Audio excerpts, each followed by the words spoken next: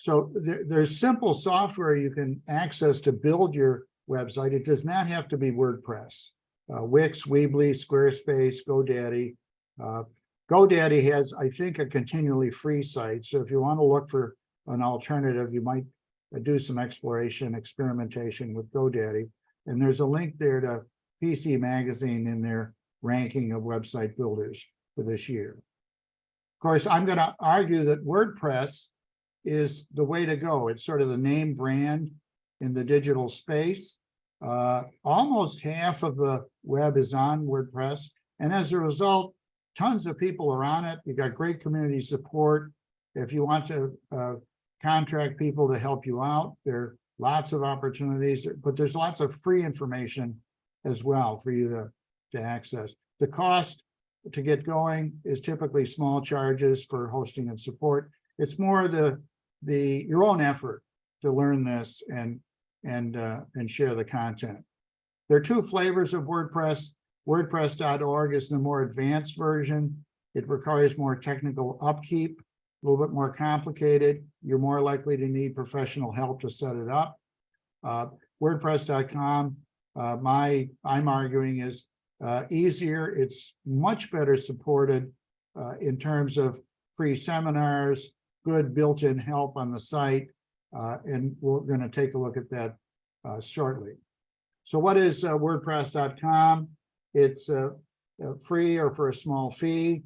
The attraction is it has built-in security, built-in searchability, and built-in site analytics. They've got their own tool, like a Google Analytics, that helps you monitor traffic on your support, and outstanding support. There are some limitations.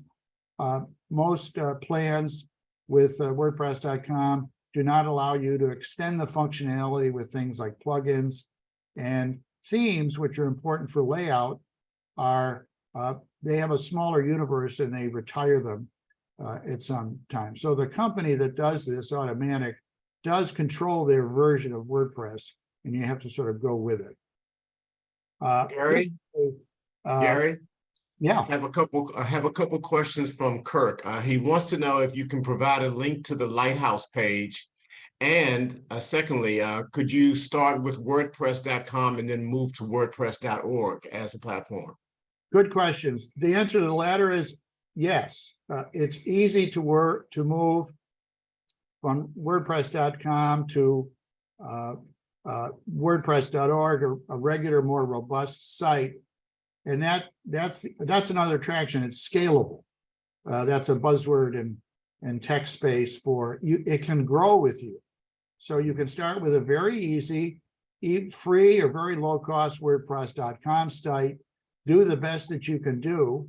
And it may get to a point where either you're going to upgrade to a higher version of WordPress.com, or you're going to say, hey, I need a lot more functionality, technical capability, style choices. I really want to move up the ladder to WordPress.org. So yeah, it's you've fought more than half the battle if you have a WordPress.com site.